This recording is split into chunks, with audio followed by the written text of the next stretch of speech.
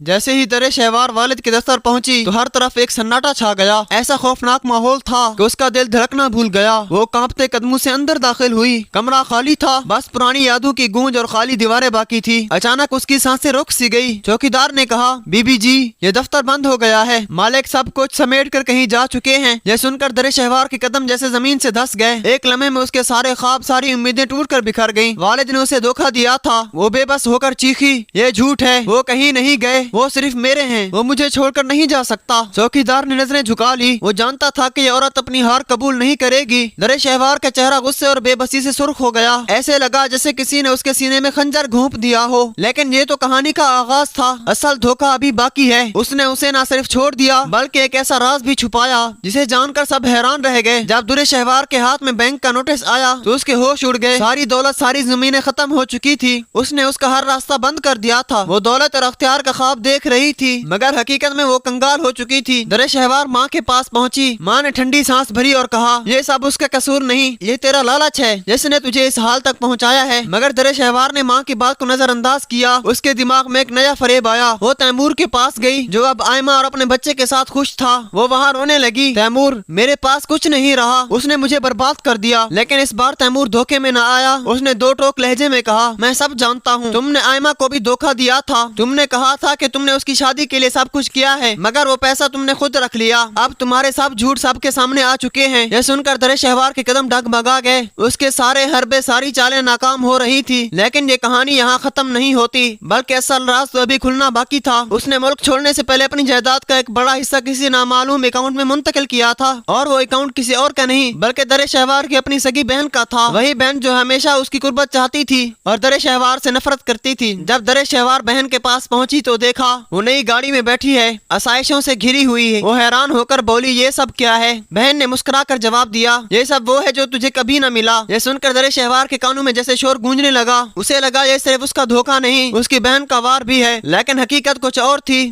اصل میں وہ کہیں گیا ہی نہیں تھا، یہ سب ایک ڈرامہ تھا۔ اس کا مقصد صرف یہ تھا کہ وہ مورا اور ایمہ کو در شہوار کے جال سے نکال سکے۔ وہ ایک اور شہر میں چھپے بیٹھے تھے اور ان کے ساتھ وہ عورت تھی جس نے ہمیشہ ان سے محبت کی۔ وہ کوئی اور نہیں بلکہ ماورا کی اپنی کزن تھی۔ اس نے اس عورت کے ساتھ نکاح کر لیا تھا اور سب کو دھوکہ دینے کے لیے ایمہ کو اپنی دولت کا بڑا حصہ دے دیا۔